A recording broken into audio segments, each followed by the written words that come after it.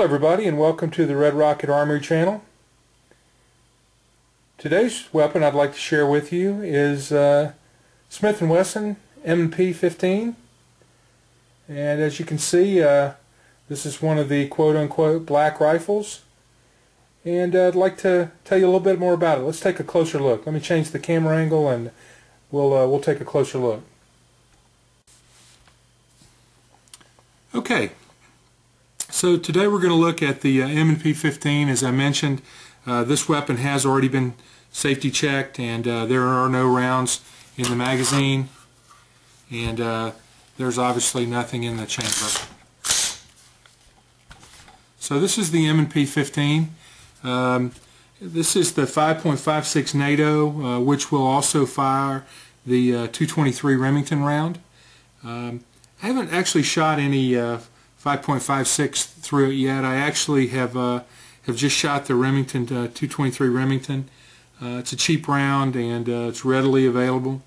Give you a couple of ideas about this weapon. I have modified it slightly, just kind of starting at the back and coming forward. This is the stock 6-position collapsible stock. This is the way this came from the factory. I have changed out the grip. I've got the Hogue rear grip. Now the interesting thing about this, it does not have the storage area. I was a little disappointed. I kind of wanted one with a storage area. These are the stock M4 handguards here.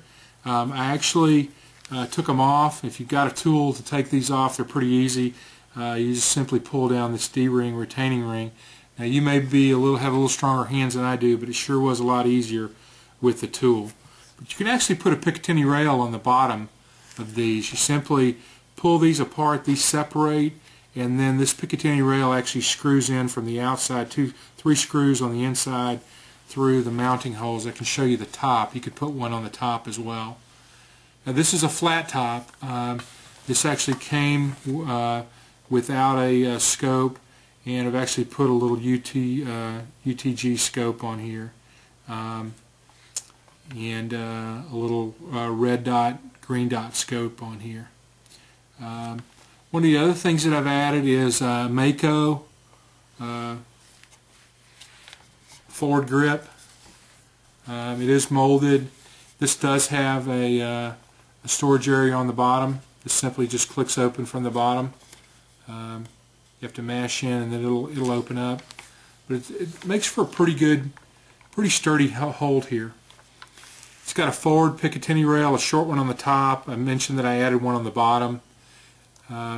This is the gas piston, the gas block here. It is adjustable depending upon, you can go to single shot, you can go depending upon what type of loads you're shooting.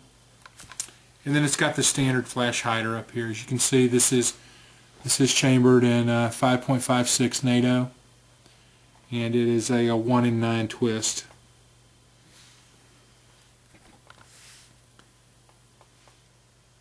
As I mentioned, I do have a UTG scope on here. These just simply flip up.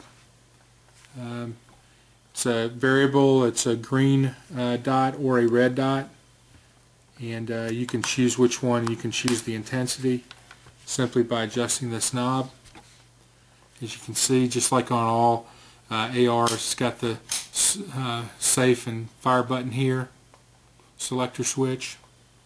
Now what a lot of people will do on these, and I've thought about this and be interested what maybe some of you, what your experience has been, but a lot of people will put in the extended trigger guard here.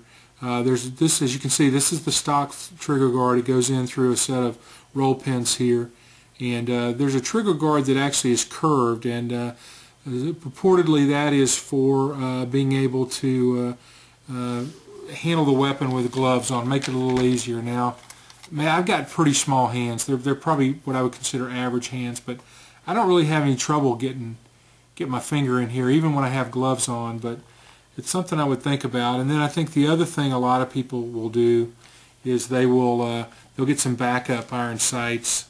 I know Magpul makes some, and then there are other manufacturers as well. But I'm thinking about getting a set of either Troy Battle sights or Magpul sights. And then of course you can always upgrade your charging handle.